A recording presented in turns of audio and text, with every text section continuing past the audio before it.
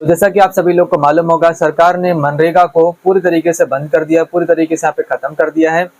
और उसके जगह पे 1 जुलाई 2026 को एक नया यहाँ पे स्कीम लाया गया, एक नया सिस्टम यहाँ पे लाया गया है जिसका नाम है वीबीजी रामजी। आज हम यहाँ पे यही जानने वाले हैं कि आखिर वीबीजी रामजी और मनरेगा के बीच में यहाँ पे क्या डिफरेंसेस है, दोनों में यहाँ पे क्या अंतर है, क्या केवल सिर्फ नाम यहाँ पे चेंज हुआ या फिर सिस्टम, फैसिलिटी वगैरह और भी कुछ यहाँ पे चेंज हुआ है या फिर नहीं। ठीक है, तो चलिए सब कुछ यहाँ पे डिटेल्स में जान लेते हैं। तो देखिए, मनरेगा जो है यानी कि Mahatma Gandhi national rural employment guarantee act, ये लगभग यहाँ पे 2006 में स्टार्ट हुआ था और ये काफी अच्छी स्कीम थी जिसके थ्रू यहाँ पे जो गरीब मजदूर थे वो काम करके अच्छी खासी यहाँ पे आमदनी कमा लिया करते थे। ठीक है, और अभी जो नया सिस्टम आया है जो कि मनरेगा के जगह पे यहाँ पे आया है, तो उसका नाम है वीबीजी रामजी। ठीक है, और इसके अलावा जो फुल फॉर्म है, इसका जो मतलब है,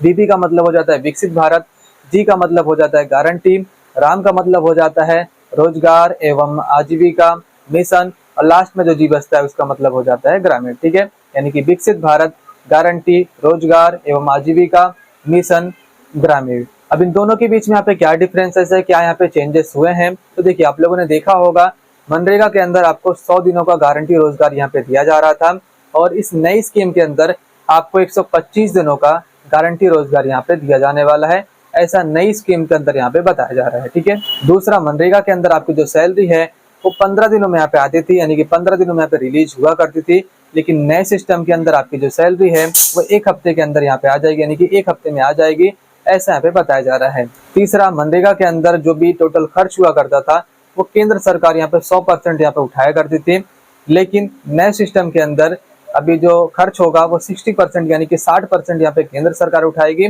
40% यानी कि 40% यहाँ पे राज्य सरकार भी यहाँ पे उठाएगी। चौथा, सैलरी वगैरह भी यहाँ पे थोड़ी सी चेंज हुई है। मनरेगा के अंदर 298 रुपए पर डे की यहाँ पे सैलरी हुआ करती थी, राज्यों के हिसाब से अलग अलग भी आपको यहाँ पे देखने को मिल जाती है। ठीक है, लेकिन नए सिस्टम के अंदर आपकी जो सैलरी है वो 300 रुपए से लेके 327 या फिर 28 रुपए यहाँ पे रहने वाली है। आपकी जो सैलरी आप किसी भी राज्य में हो 300 रुपए से कम यहाँ पे नहीं रहने वाली है। पांचवा, मनरेगा के अंदर यहाँ पे कोई भी सीजन हो, हर टाइम यहाँ पे काम चला करता था, कभी भी यहाँ पे काम को नहीं रोका जाता था, लेकिन नए सिस्टम के अंदर अगर यहाँ पे फसल का टाइम है यानी कि फसल का यहाँ पे सीजन है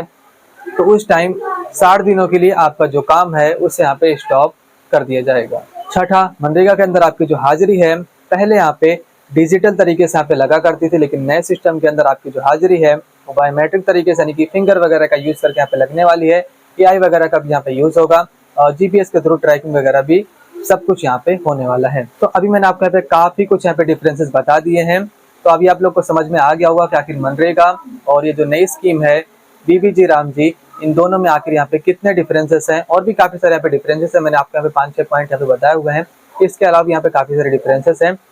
लेकिन ये मेन यहाँ पे डिफरेंसेस है जो कि आप सभी लोग यहाँ पे जानने चाहिए थे। ठीक है, तो मैंने आपको यहाँ पे बता दिए हैं। ठीक है, तो अभी आप लोग को समझ में आ गया होगा कि आखिर दोनों में यहाँ पे क्या डिफरेंस है, केवल नाम यहाँ पे सिर्फ यहाँ पे चेंज हुआ है या फिर फैसिलिटी वगैरह भी यहाँ पे चेंज हुई है। ठीक है, बाकी इसके बारे में आप सभी लोग यहाँ पे क्या राय है नीचे कमेंट करके मैं जरूर से बताइए। क्या सरकार को इस तरीके से यहाँ पे पूरा सिस्टम, पूरा नाम यहाँ पे चेंज करना चाहिए था या फिर नहीं। और इसके अलावा अगर आप लोग यहाँ पे कोई भी सवाल है तो नीचे कमेंट करके हमसे पूछ सकते हैं।